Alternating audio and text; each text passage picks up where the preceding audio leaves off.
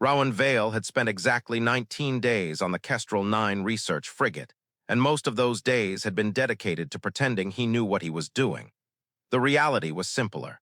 He was a brilliant systems engineer who panicked easily, talked too fast when stressed, and had an uncanny talent for breaking things by trying to fix them. Which was why, on the evening everything went wrong, he was alone in the resonance core room with a microfiber cloth, a datapad full of half-translated safety warnings, and a dangerously inflated sense of optimism. The room hummed like a breathing cathedral. Tall crystalline pillars lined the walls, each one pulsing with faint blue light, living power conduits that responded to emotion, movement, and, unfortunately, clumsy humans. Rowan squinted up at one of them, wiping a smudge that might have been dust or could have been something much more sacred. He hoped it was dust. "Almost done," he muttered, tapping his datapad. "Do not touch the anchor nodes. Do not apply force to any active lattice. Do not— Okay, wow, there's a lot of don'ts." He reached the last pillar, tucked slightly behind a cluster of dormant coils. This one was different. Its glow wasn't blue, it was silver, soft and warm, like moonlight captured in glass. The surface was smoother, too, its facets flowing almost like liquid. It didn't hum. It didn't vibrate. There were no warning glyphs. Perfect, he decided. A safe one. He reached out and gently brushed the cloth across its surface, polishing a faint streak until the crystal gleamed.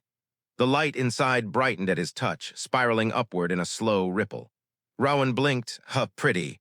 A chime echoed through the room, low, resonant, unmistakably intentional. The other crystals dimmed in response, as if bowing. That was new. He took a nervous step back just as the door slid open with a sharp hiss. Commander Aeryn Val'Risha entered like a blade cutting through still air. Tall, easily 7 feet, her presence filled the chamber before she spoke. Her skin carried faint bioluminescent patterns, drifting across her cheekbones like constellations. Her long ears tapered elegantly, adorned with metallic bands that pulsed with coded light. And her eyes, pale, crystalline, unreadable, locked onto Rowan in an instant. He froze mid-breath. She looked from him to the pillar he had just polished. The expression on her face didn't change, and yet Rowan felt the temperature in the room swallow him whole. "Human," she said softly. "Step away." "Oh no." He backed up so quickly he nearly tripped over a conduit. Aeryn crossed the chamber in 3 silent strides, her gaze fixed on the crystal. She lifted her hand, hovering it above the surface without touching it. The silver glow responded to her presence, spiraling again, this time in a pattern Rowan could only describe as welcoming. Aeryn inhaled, slow and sharp. "You touched it." Rowan swallowed. "Yes, but very respectfully. That is not the issue." Should I sit down? Should you sit down? Is someone supposed to sit down?" She finally looked at him, and something in her expression became dangerously calm. "Do you know what this is?" "A fancy power rock," Rowan offered weakly. "A polite one. It is my soul anchor." Rowan nodded, then nodded again, then blinked in dawning horror. Oh no, no, that sounds important. "It is bonded to my lineage, my house, my future." He pointed at the crystal. "I was just cleaning. You awakened it." Rowan made a strangled sound. "In my culture," she continued, voice level, "only one other person may lay their hand upon an anchor and cause it to respond. One chosen." His stomach dropped through the floor. "Aeryn," he whispered, "I swear I was just trying to remove a fingerprint." Her jaw tightened. "You performed the touch of recognition." "I did not perform anything.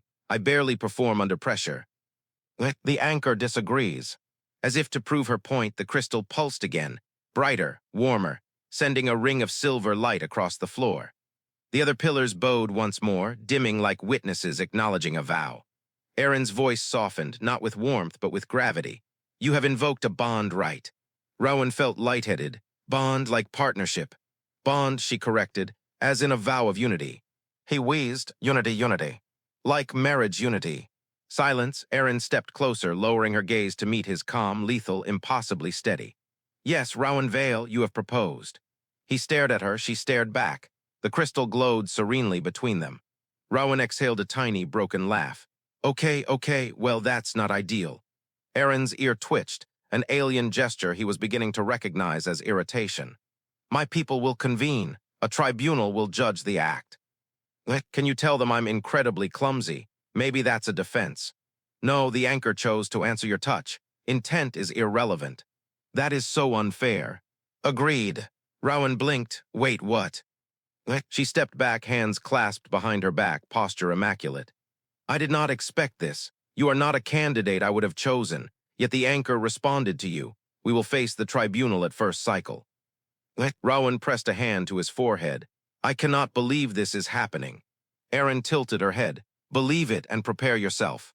For what? Her luminous eyes soft. Rowan hardly remembered walking to the tribunal hall.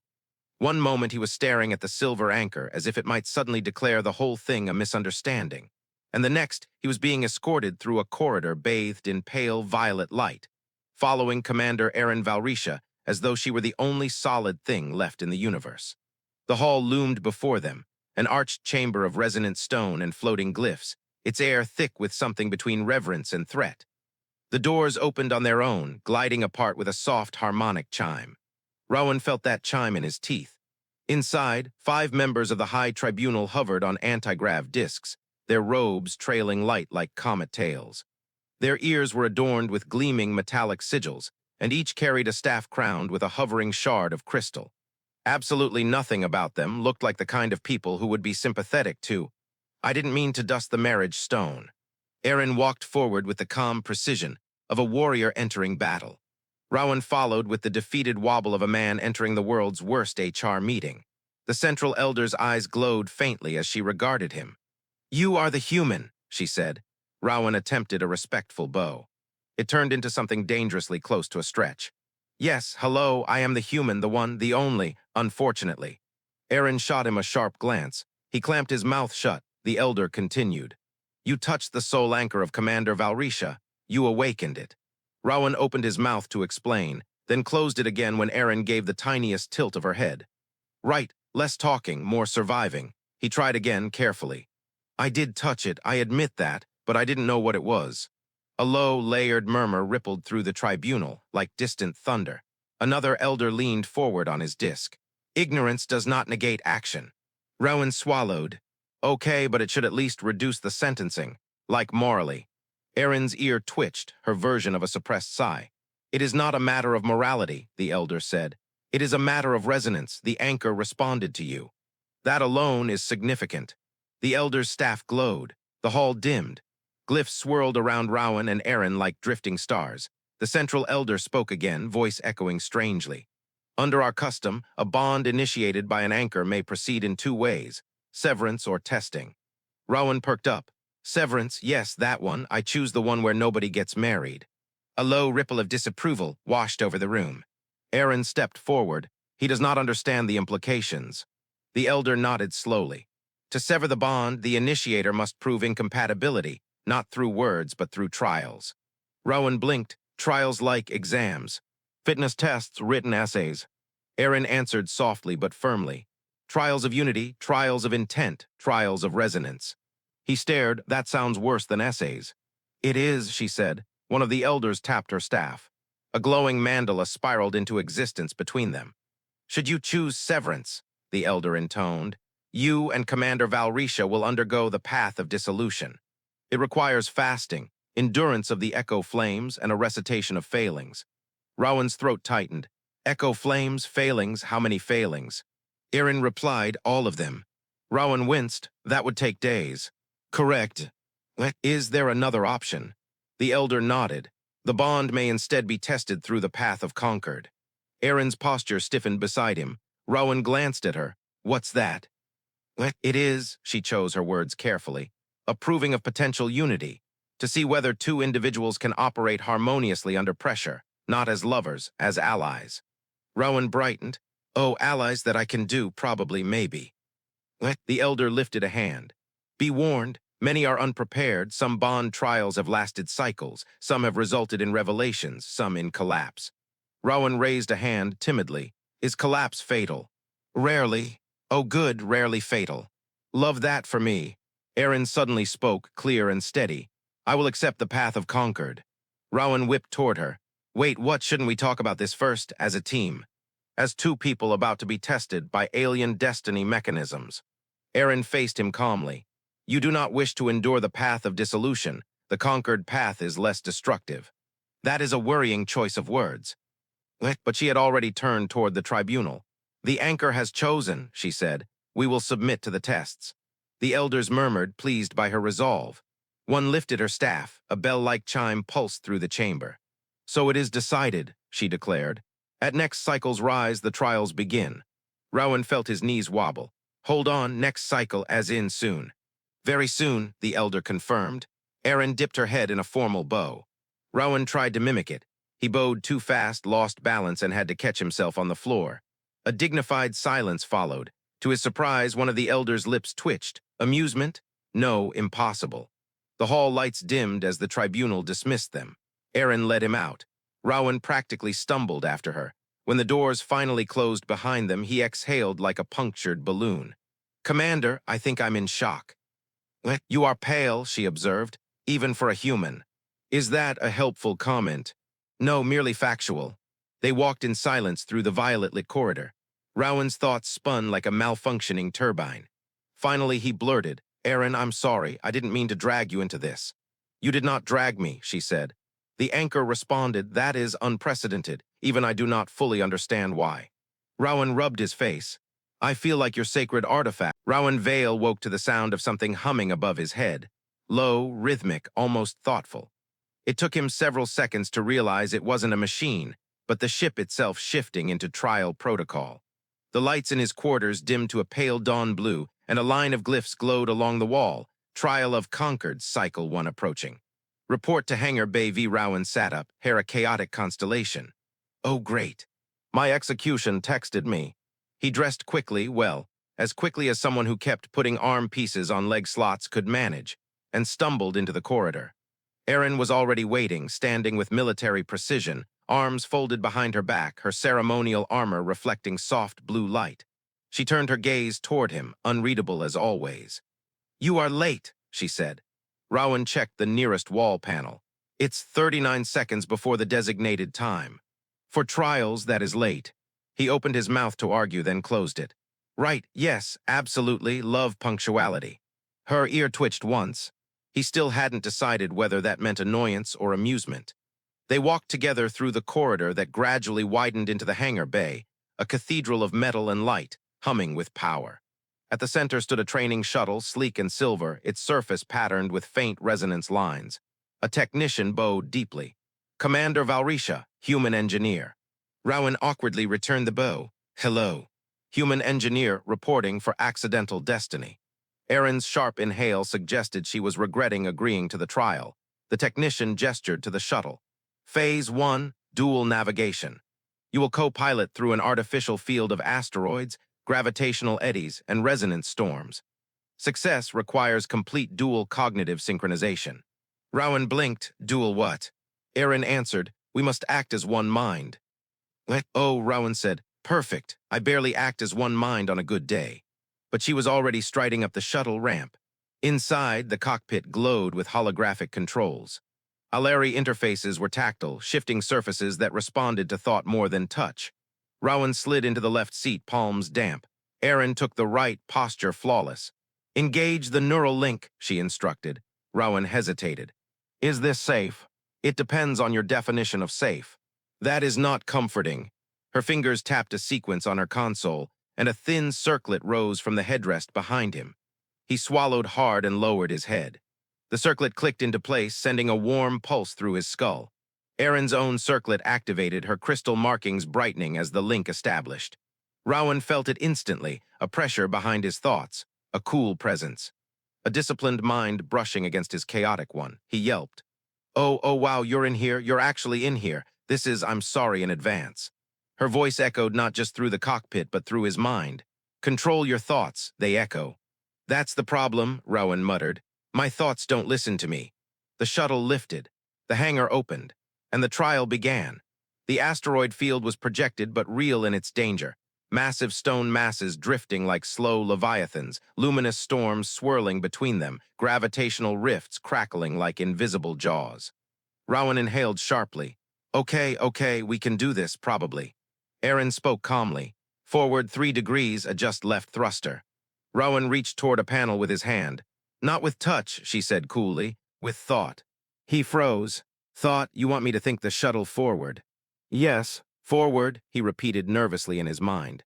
The shuttle shot upward, spun sideways, and nearly clipped an asteroid the size of a building. Aeryn braced herself.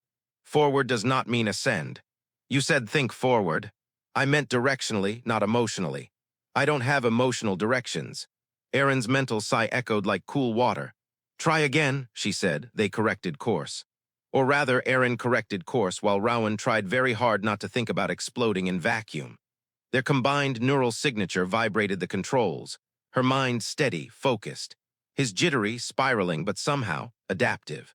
Another asteroid loomed. A resonant storm flashed on the left. Rowan, now, Aeryn commanded. He swallowed panic and focused on one clear thought, don't die. The shuttle dove beneath the asteroid and rolled through the storm's edge. Lightning danced across the hull. Rowan screamed. Aeryn did not. Your fear response is loud, she observed. Well, your calm response is terrifying, he countered. They wove through a cluster of spinning debris. Rowan, overwhelmed, mentally flailed for stability, and Aeryn's presence caught him, not physically, not emotionally. But through the link, her steady thoughts pushed against his chaos, grounding it. He gasped. You're helping me think. She didn't respond, but he felt her focus brush against his again. It was like standing beside a glacier, cold, ancient, impossibly stable. The shuttle glided between two asteroids with only centimeters to spare. The technician's voice chimed over the comms. Synchronization, 72%, remarkably high for early trial conditions. Rowan beamed. Aeryn, we're doing it. She corrected him softly. We are beginning to do it. Do not celebrate yet. But he could sense something beneath her steady surface. Approval, faint but real. For the last segment of the course, a gravitational rift yawned ahead, pulling, twisting, hungry. Rowan felt the suction pulling at the shuttle. Aeryn, he whispered. Focus with me. How? Match my thought. He felt her project a single concept into the link, stillness. Rowan latched onto it like it was a life raft. The rift tore at the shuttle. The hull strained. The console flickered. Rowan's heartbeat hammered, but Aeryn's mind held his steady. At the last second, the shuttle cleared the rift, shooting into open simulation space. The field dissolved into clean blue light, trial complete. Rowan sagged in his seat. We lived. I can't believe we lived. I thought my soul tried to leave my body twice. Aeryn removed her circlet with calm grace. Your panic response subsided efficiently. That's the nicest thing you've ever said to me. It was not intended as praise. I'm still taking it as praise. Her ear twitched again. The technician appeared on the ramp. Your synchronization rating has been logged. Prepare for phase 2. The resonance chamber was nothing like Rowan expected. He'd imagined another sterile training room, consoles, holograms, maybe a polite AI offering unhelpful instructions. Instead, he stepped into what looked like the heart of a living world. The chamber stretched upward into darkness. Its walls formed from interlocking crystal veins that pulsed with slow, rhythmic light. The floor was smooth, translucent stone, cool beneath his boots, humming faintly, as though vibrating with a heartbeat too old and too patient to be human. Aeryn walked ahead of him, her silhouette cutting through drifting motes of silver luminescence. The chamber responded to her presence, crystals brightening in graceful waves as if greeting her. Rowan whispered, Is it alive? In a way, the chamber amplifies internal states, emotion, memory, fear, intention. She paused, giving him a level look. Control yourself. He nodded vigorously. I'll try. My emotions are like excitable puppies, but I'll try. Her ear twitched. A figure materialized from a pillar of light, a guide construct, tall and faceless, its arms folded serenely. Participants, Commander Val'Risha, Rowan Vale of Earth. Phase 2, Inner Resonance Exposure. Objective, achieve harmonic stability. Rowan raised a hand. Define harmonic stability. Aeryn answered before the construct could. Two minds remaining aligned when the chamber projects internal pressures. Rowan paled. Internal pressures like psychological. Like everything, she said simply. Oh good, Rowan muttered. Can't wait. The guide extended a hand and the floor beneath them flared with pale light. Rowan tensed as warmth spread up his legs, then his chest, then behind his eyes. The chamber awakened. Crystal veins brightened. The air thickened. A low hum filled the room. Rowan's thoughts jolted, fragmenting, scattering like startled birds before knitting back together under the weight of the chamber's pull. Aeryn remained perfectly still. The guide spoke. Phase begins. Light erupted. Rowan blinked, and the chamber was gone. He stood on a metallic walkway suspended above a storm of swirling color. Memories flickered in the air like holograms.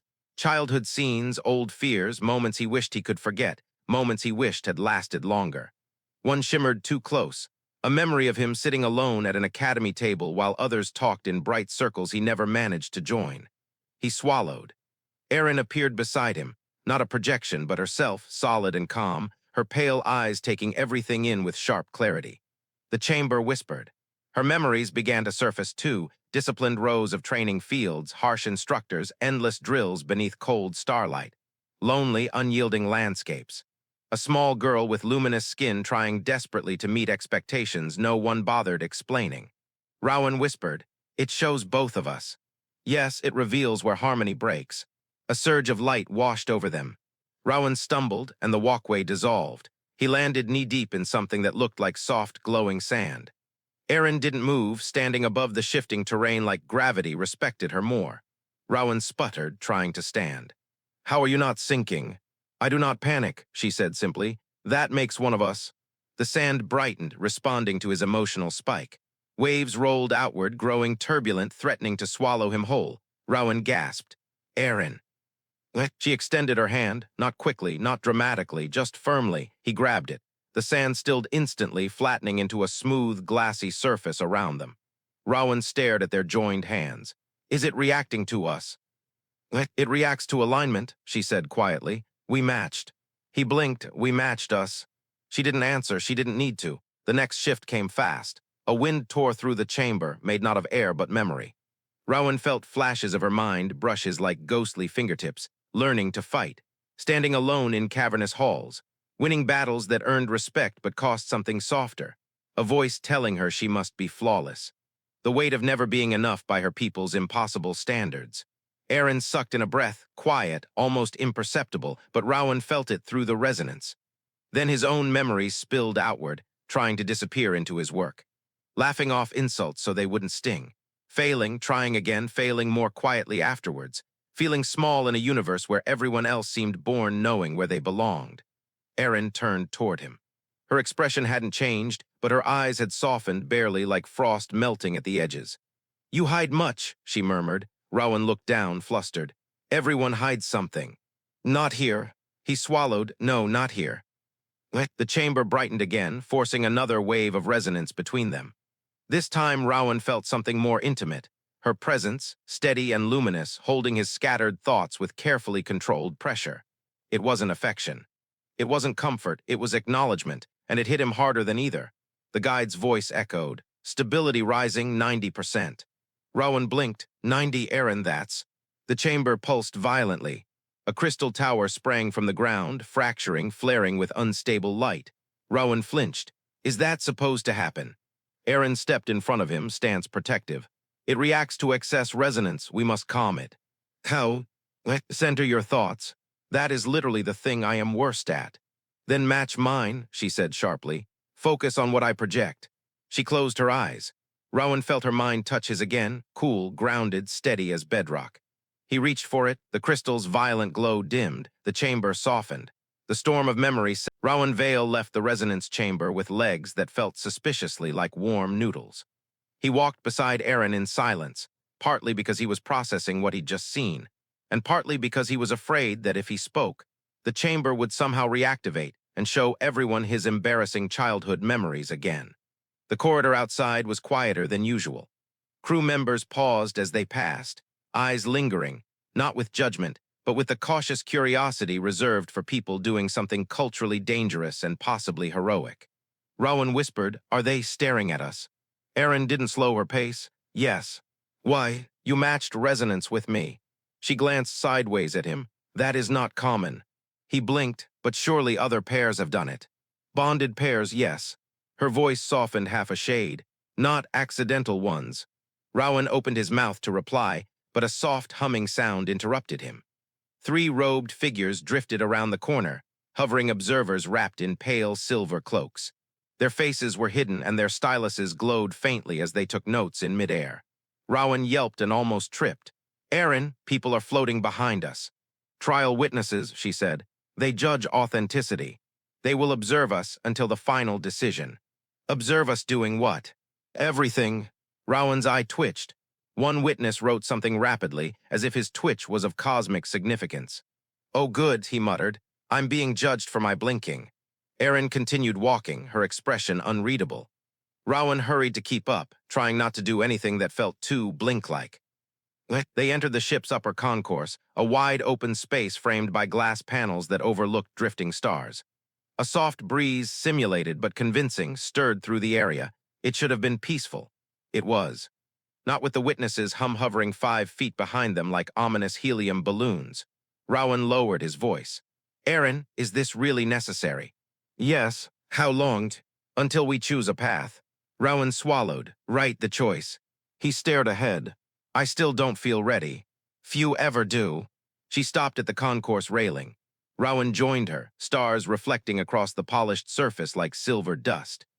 Aeryn's face remained calm, but Rowan sensed subtle tension in the way her fingers curled around the railing, just enough pressure to betray thought. "Aeryn," he asked softly, "are you worried about this?" She didn't look at him. "Concerned, there is a difference." "Well, yeah," he paused. "How concerned?" She hesitated, a rare occurrence. "The tribunal expects clarity, resolution." "I do not yet have it." Rowan stared. "Wait, you're uncertain too. I thought you had everything figured out." "No one has everything figured out," she said quietly, "especially when the anchor intervenes." He opened his mouth just as one of the witnesses scribbled harder. Rowan glared at them. "Can you not write down all my emotional turmoil? Thank you." The witness glowed in what might have been an apology or smugness. Aeryn continued, gaze returning to the stars. "Rowan Vale, I did not plan for any of this. My path has always been straight, disciplined, mapped. And now." Her voice trailed off. Rowan waited, giving her space. She finally finished. "Now it bends." He felt something warm stir in his chest. "Is that a bad thing?" "I do not know." The lights dimmed slightly, cycle shift approaching. A soft chime signaled the end of trial day. Aeryn turned toward him. "One phase remains." Rowan nodded. "The final evaluation of harmony." "Yes, and after that, we choose whether to sever or continue." She looked at him fully now, eyes pale and bright. "Yes." Rowan inhaled. "Aeryn, can I say something weird?" "Everything you say is at least slightly strange." "Okay," he conceded. "Fair, but this is extra weird." Her ear twitched, amused. "I know I don't understand your culture," he said softly, "and I know I don't fit into any of this. But when we were in that chamber today, when our memories overlapped, I didn't feel like I was drowning." She blinked, slow, thoughtful. He continued, "I felt seen, unexpectedly seen." The witness behind them scribbled frantically. Aeryn gave the slightest frown. "Your sincerity is loud." "I've been told that before." "It is not unpleasant." Rowan's heart skipped. "Oh, that's good, maybe, potentially." "Potentially." They stood there a moment, the ship humming around them, the silence not uncomfortable for once. Rowan could almost imagine they weren't being watched by judgmental hover monks. Almost. Finally, Aeryn stepped back. "We should rest. Tomorrow is the final phase." Rowan nodded. "Right, rest, preparation, maybe a light snack that doesn't cause cultural offense." "You consumed 23 ration bars," she reminded. "I panicked. So I observed." She turned as if to leave, but hesitated. It was small, barely a pause, but Rowan felt it. "Aeryn," he said gently. She exhaled quietly, carefully. "Whatever the anchor saw, I am beginning to understand it." His breath caught. "And what do you understand?" She stepped close enough that the soft glow of her bioluminescent markings brushed faint light across his chest. "That you are not what I expected," she said. "Not weak, not foolish, merely unstructured." "That sounds like an insult." "It is not," she said softly. "Structure can adapt, but unstructured things can grow." Rowan's cheeks warmed. "And is that good?" "It is potential." That word lingered between them like something fragile, something forming. Aeryn finally stepped back, composed once more. "Until tomorrow, Rowan Vale." She walked away, graceful, steady, luminous.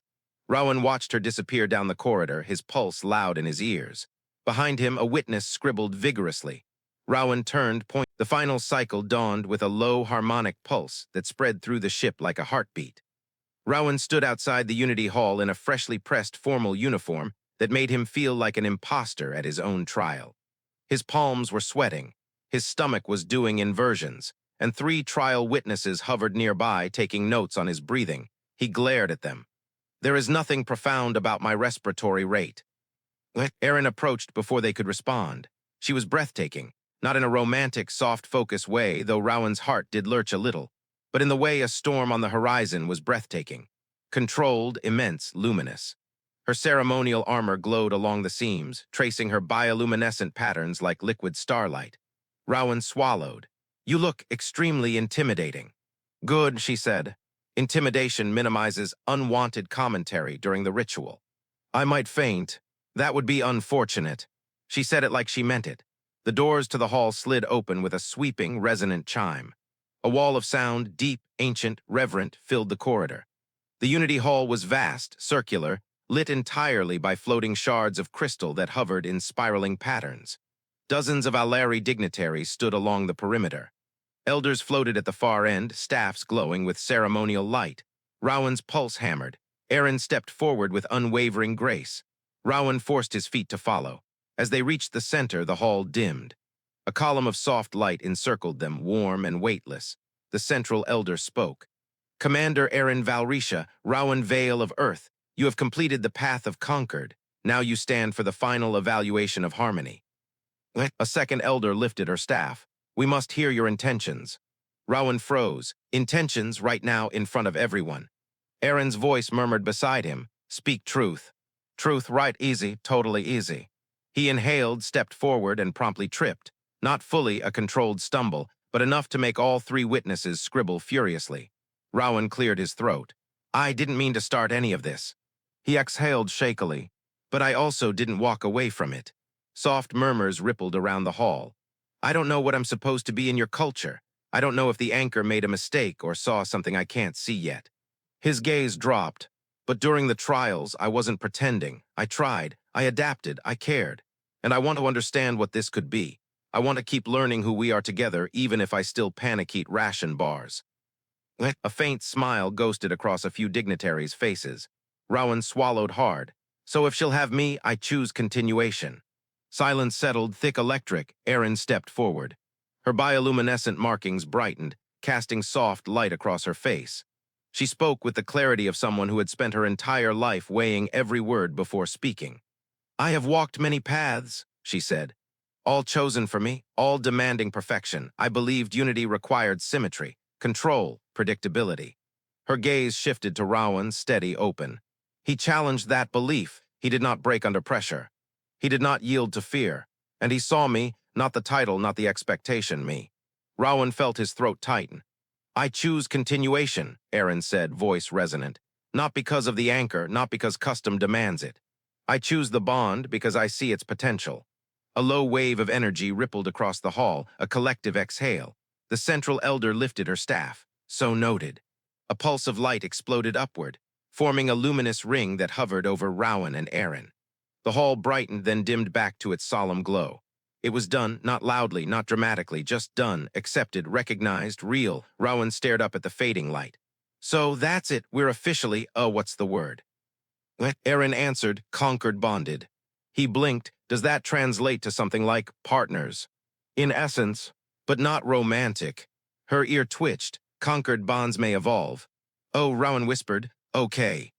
The witnesses scribbled like their styluses were possessed. After the hall dismissed, they stepped into a wide balcony overlooking the Aleri capital world. Towering spires, drifting sky platforms, shimmering energy lines painting the sky in soft arcs. Rowan leaned against the railing, overwhelmed. "It's beautiful." "It is home," Aeryn said softly, "and now partly yours." Rowan's heart stuttered. "That's a big thing to say." "It is a true thing." They stood in quiet for a long moment, watching twin suns sink behind crystalline towers. The light refracted across Aeryn's skin like stardust. Rowan finally spoke. "Aeryn, after all this, what happens now?" She didn't answer immediately. Instead, she stepped closer, close enough that her shoulder brushed his, close enough that her glow painted faint light along his uniform. When she finally spoke, her voice held something new, something gentler. "Now," she said, "we choose the path forward together. It need not be rushed. It need not be defined yet." Rowan nodded, breath catching. "Together," he repeated. She turned her hand slightly, just enough that her fingers grazed his. A silent question. He answered by closing the tiny distance, letting his fingers meet hers. Not a full handhold, not yet, but contact, acknowledgement, intention. A beginning. Aeryn's markings brightened softly like constellations awakening. Rowan exhaled, feeling something warm and impossible unfold inside him. In the drifting twilight of an alien world, bound by accident but choosing by will, two people stood side by side with no map, no certainty.